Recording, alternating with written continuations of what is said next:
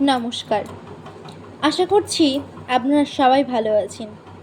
আমিও খুব ভালো আছি। আজকের আপনাদের কাছে একটি বিষয় নিয়ে আসছি।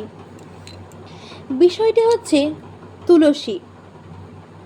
এই তুলসী কে ছিলেন জানেন কি আপনারা? তুলসী ছিলেন ভগবানের একজন অত্যন্ত প্রিয় সখী। এই তুলসী সর্বমঙ্গলময়ী।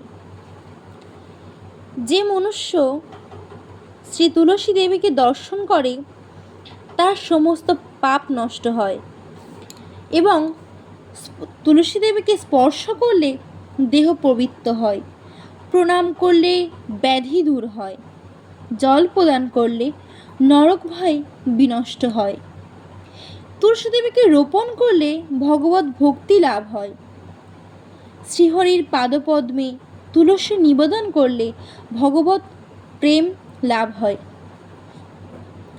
এটা কিন্তু আমার কথা নয়, এটা স্কন্দ পুরাণে বর্ণিত রয়েছে।